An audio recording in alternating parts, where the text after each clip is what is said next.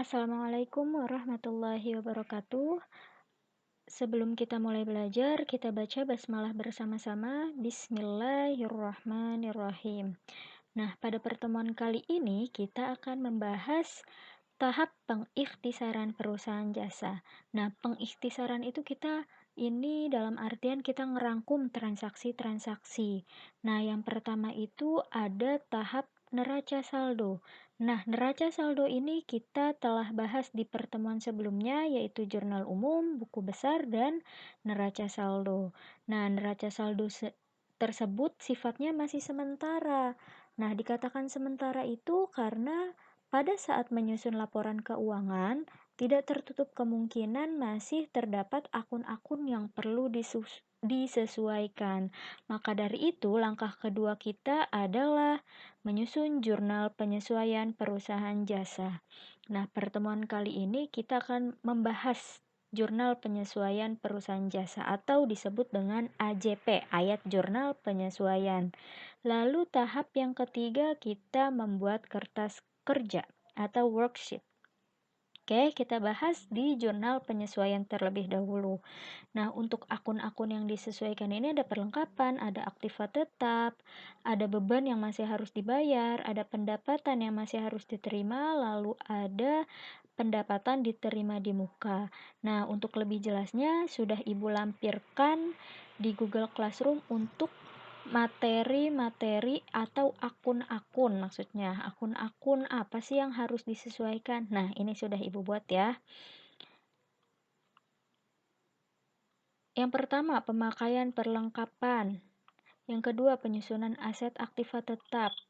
Lalu yang ketiga ada sewa dibayar di muka. Lalu yang keempat ada iklan dibayar di muka. Lalu ada utang gaji, pendapatan diterima di muka. Lalu piutang penghasilan dan piutang tak tertagih. Nah, materi ini akan Ibu lampirkan di Google Classroom kalian ya. Nah, setelah itu si salon cantik Q ini sudah berjalan 1 tahun nih. Kemarin kita sudah baru per bulannya 31 Januari. Ternyata setelah salon cantik Q ini sudah berjalan 1 tahun, maka perusahaannya harus bikin 1 periode atau per tahunnya. Nah, kenapa sih pada akhir periode itu harus disusun jurnal penyesuaiannya? Jawabannya, alasannya karena masih terdapat data perusahaan yang belum sesuai dengan data real atau bahkan terdapat transaksi yang belum dicatat. Nah, fungsinya itu yang pertama mencatat transaksi yang terjadi di akhir periode yang belum dicatat. Lalu yang kedua ada memutakhirkan data-data terutama akun beban yang banyak mengalami perubahan sepanjang periode akuntansi. Oke, ini contohnya yang kemarin kita telah membahas per 31 Januari. Ini baru neraca 31 Januarinya, baru 1 bulan dong. Artinya dia harus membuat setelah perusahaannya berjalan 1 tahun, dia harus membuat nih neraca saldo per tahunnya atau per periodenya. Nih, oke. Ini adalah neraca saldo per tahunnya. Ada kas, piutang. Nah, ini ya akun-akunnya. Nah, untuk latihannya atau untuk contoh soalnya yang kita akan masukin di AJP, yang pertama ada dia nih yang pertama perlengkapan yang tersisa akhir periode 100.000. Perlengkapan tadinya 500.000, dia menyusut nih, namanya perlengkapan kan dipakai ya. Perlengkapan itu dipakai. Nah, sisanya tinggal 100.000. Misal kalian punya kantor, perlengkapannya itu kayak pulpen. Pulpen otomatis kalau kita pakai dalam periode 1 tahun yang tadinya nilainya 500.000 atau ada 100 pulpen, tinggal 20 pulpen yang tinggalnya 100.000. Artinya bagaimana jurnal penyesuaiannya? Oke, nomor 1. Kita lihat di materi atau akun-akun yang harus disesuaikan. Pemakaian perlengkapan. Contohnya dari neraca saldo perlengkapan 800, lalu tinggal 200.000. Artinya untuk jurnal penyesuaiannya adalah beban perlengkapan di debit, lalu perlengkapannya ada di kredit. Jadi kalian benar-benar harus mengkiblatkan atau fokus di akun-akun yang harus disesuaikan ini. Nah, beban perlengkapan ada di debit dan perlengkapan di kredit. Oke, kita masuk beban perlengkapan. D dulu nih. D beban perlengkapan adanya di debit biar kalian nggak bingung. Beban perlengkapan ada di debit yaitu 400.000. Kenapa sih 400.000? Nah, 400.000 ini didapati dari 500.000 dikurangi dengan 100.000. 500.000 dikurang dengan 100.000. Seperti itu. Nah, untuk kreditnya. Nah, kreditnya tadi apa? Kredit perlengkapan. Perlengkapan berkurang berarti adanya di kredit. Untuk beban pasti adanya di debit gitu ya. Ingat mekanismenya. Mekanisme debit kreditnya kalian harus ingat. Berarti perlengkapannya berkurang 400.000. Seperti itu. Oke, kita lanjut ke AJP nomor 2.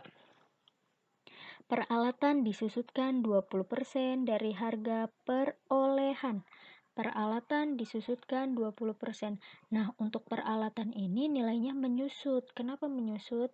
Misal kalian punya peralatan-peralatan kantor yang sifatnya nilainya yang tadinya 1 juta, setelah pemakaian 1 tahun dia menyusut nih, 20%. Di sini soalnya 20%. Oke, peralatan salon 45 juta. Artinya nih, kita lihat peralatan. Nah, peralatan ini termasuk aktiva tetap ya. Kita lihat D. Debitnya apa? Berarti beban penyusutan titik-titik. Berarti beban penyusutan peralatan gitu ya. Beban penyusutan peralatan ada di debit berapa? Berarti 45 juta dikali dengan 20%.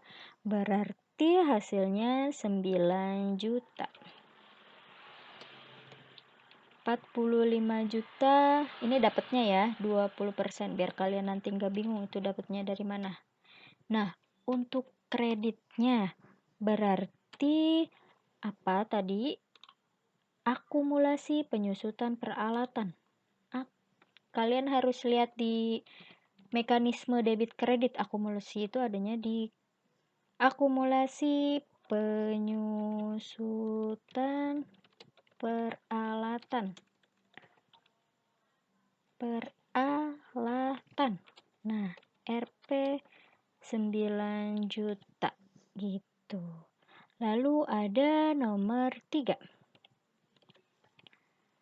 Nomor 3, sewa gedung dibayar pada 1 Februari 2020 untuk 3 tahun. Nah, kita lihat di akun-akun yang harus disesuaikan. Berarti sewa dibayar di muka. Kita lihat. Nah, ini beban sewa di debit, lalu beban sewa di kredit. Nah, sebetulnya sewa dibayar di muka itu seperti penyusutan aset atau aktiva tetap. Dia ada metode garis lurus dan ada metode yang biasa aja.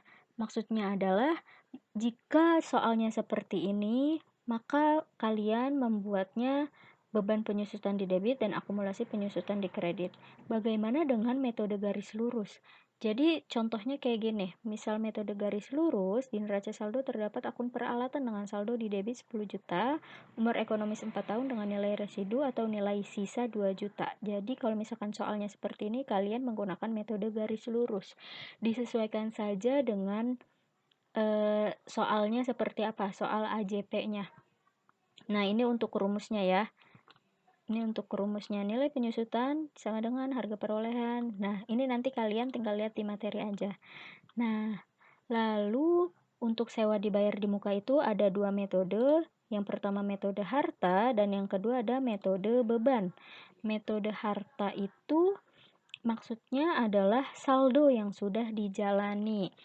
Misal nih, dari neraca saldo diketahui sewa dibayar di muka 3 juta, sedangkan data penyesuaian menyebutkan sewa dibayar tanggal 1 Agustus untuk jangka waktu 1 tahun. Untuk itu, perlu dihitung berapa besarnya sewa dibayar di muka yang telah menjadi beban sewa untuk periode berjalan. Untuk sewa dibayar di muka ini, biasanya yang paling umum dipakai adalah metode harta. Jadi ini yang biasanya dipakai. Oke, Agustus ke Desember, 5 bulan. Maksudnya adalah dia kan bayar 1 Agustus nih. 1 Agustus. Nah, untuk jangka waktu 1 tahun. Karena kita bikin satu periodenya itu yaitu di akhir 31 Desember, artinya Agustus ke Desember itu 5 bulan. Jadi 5 dibagi 12, 12 ini adalah jumlah bulan dalam 1 tahun, dikali 3 juta. 3 juta artinya saldo yang sudah dijalani atau saldo yang sudah dijalani di bulan Agustus sampai Desember itu 1.250.000. Untuk jurnalnya beban sewa di debit, sewa dibayar di muka, di kredit. Nah, untuk metode beban, saldo yang tersisa, saldo yang kita belum jalani nih selama sewa gedung. Artinya dia kan bayarnya 1 Agustus ya. 1 Agustus ke Desember itu berarti sudah dijalani nih karena kita neraca saldonya per 31 Desember. Lalu kalau misalkan metode beban berarti Januari ke Juli. Nah, maksudnya ini kan kita udah menjalani Agustus ke Desember. Berarti saldo yang kita belum jalani itu ada di Januari sampai Juli. Artinya Januari sampai Juli itu Januari, Februari, Maret, April, Mei, Juni, Juli itu 7 bulan. Nah, perhitungannya adalah akhir tahun bulan Desember. Dia bayar di bulan 1 Agustus kan? Dia bayar 1 Agustus nih. Artinya untuk perhitungan metode beban ini dihitung dari Januari. Desember tidak usah dihitung dan Juli, Agustusnya tidak usah dihitung. Nah, kalian harus pahami lagi kalau misalkan disuruhnya metode beban, artinya 7 dibagi 12 dikali 3 juta. Artinya dia masih punya sisa saldo yang belum dijalani itu 1.750.000. Kalau misalkan tidak ada keterangannya metode apa, nah biasanya dia menggunakan metode harta. Oke, kita masuk di AJP-nya. Berarti D-nya apa tadi? Nih, metode harta. Beban sewa, sewa dibayar di muka. Beban sewa, berarti beban sewanya berapa? Kita keterangin dulu ya. Beban sewa berarti dari Februari ke Desember. Kita hitung Februari, Maret, April, Mei, Juni, Juli, Agustus, September, Oktober, November, Desember. Berarti 11 bulan nih, 11 bulan. Dibagi dengan lamanya bulan dalam 1 tahun yaitu 12 bulan dikali dengan sewa dibayar di muka 36 juta. 36 juta dibagi dengan 3 tahun. Bu, kenapa dibagi 3 tahun? Nah, ini kan dia sewa gedung dibayar pada 1 Februari 2020 untuk 3 tahun. Kalau misalkan tidak ada keterangan untuk 3 tahunnya berarti dia selama 1 tahun saja. Ini kan keterangannya 3 tahun berarti dibagi 3 tahun. Jadi hasilnya adalah berapa tuh? 11 juta. 11 juta. Bagaimana dengan kreditnya? Oke, kredit. Kita lihat kreditnya berarti sewa dibayar di muka. Sewa dibayar di muka. Bukan ngasih langsung di mukanya ya, bukan. Tapi di awal maksudnya. Tapi bahasa di akuntansi itu sewa dibayar di muka 11 juta. Oke, semoga sampai di sini kalian paham. Nomor 4. Jasa diterima di muka yang sudah diberikan pada pelanggan 4 juta. Artinya dia pendapatan diterima di muka berarti ya. Kita lihat pendapatan diterima di muka. Oh, ini akunnya. Jurnal penyesuaiannya adalah pendapatan diterima di debit dan pendapatan jasa ada di kredit. Pendapatan diterima di muka berarti 4 juta. 4 juta. Untuk kreditnya berarti pendapatan jasa. Nih, lihat ya. Pendapatan jasa. Pendapatan jasa 4 juta. Gampang kan? Jadi kalian tinggal fokusnya ada di akun-akun yang dipengaruhi saja. 5. Oh, salah. 5. Gaji karyawan 2 minggu terakhir belum dibayar. Berarti perusahaannya punya utang gaji nih. Utang gaji. Beban gaji di debit, utang gaji di kredit. Beban gaji Rp 2 juta. Beban gaji, lalu di kreditnya ada utangnya nambah nih, utang gaji Rp 2 juta gitu.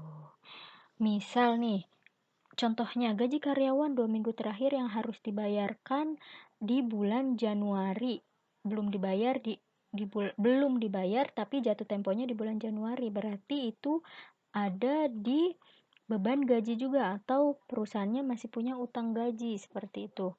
Oke, kita lanjut ke poin 6. Jasa salon sudah diberikan pada pelanggan namun belum diterima tunai. Berarti dia punya piutang dong. Punya piutang. Nah, piutang penghasilan atau piutang pendapatan. Contohnya, karena ini sewa gedung berarti dia piutang sewa. Kalau misalkan contoh seperti ini berarti dia jatuhnya piutang pendapatan atau piutang usaha. Piutang usahanya berarti 200.000. 200.000. Untuk kreditnya dia berarti dapat pendapatan usaha ya, ini sewa karena judulnya atau soalnya sewa. Pendapatan usaha 200.000. Nah, untuk langkah pertama kita telah menganalisis transaksinya. Lalu bagaimana ya tahap selanjutnya? Tahap selanjutnya kita bikin jurnalnya. Ada kolom tanggal, keterangan, ref, debit, kredit. Nah, ini gunanya untuk membedakan antara si debit dan si kredit. Oke. Oh, ini tahunnya 2018. Sorry ya kalau suara motornya berisik. Tanggal 31 semua karena di neraca saldo per tahun atau per periodenya. Nah, kita masukin nih. Beban perlengkapan 400.000. Beban perlengkapan 400.000.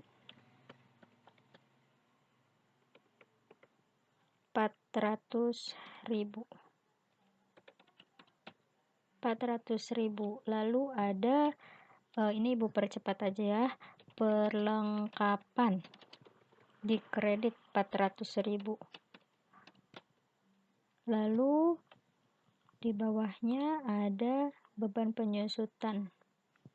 beban penyusutan peralatan,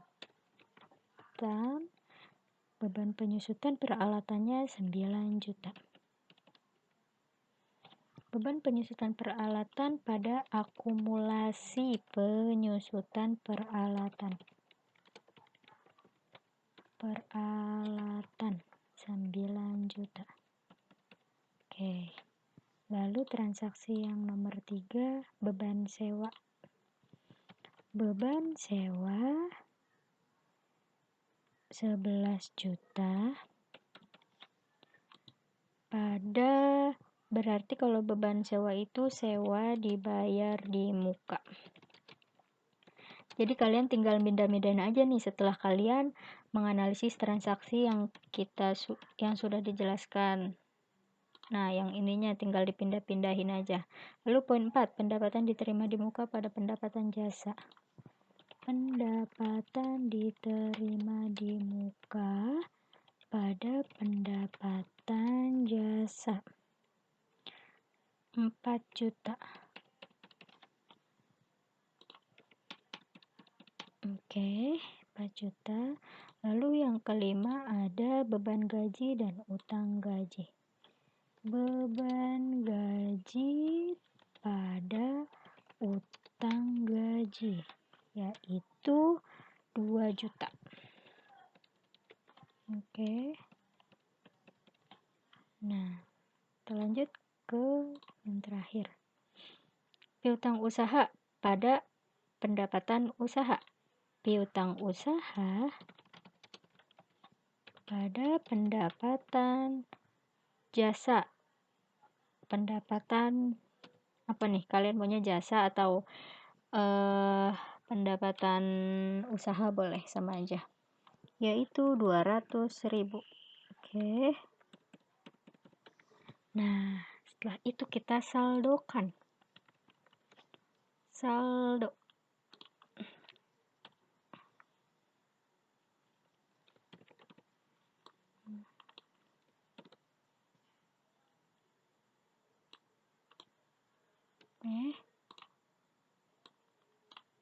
Nah, jadi seperti ini AJP-nya.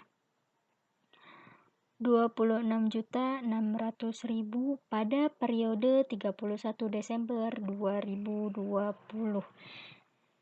Jadi, untuk lebih jelasnya kalian simak apa sih akun-akun yang dipengaruhi ini akan Ibu lampirkan di dalam GCR. Materi hari ini cukup sampai di sini. Silakan cek tugasnya. Assalamualaikum warahmatullahi wabarakatuh.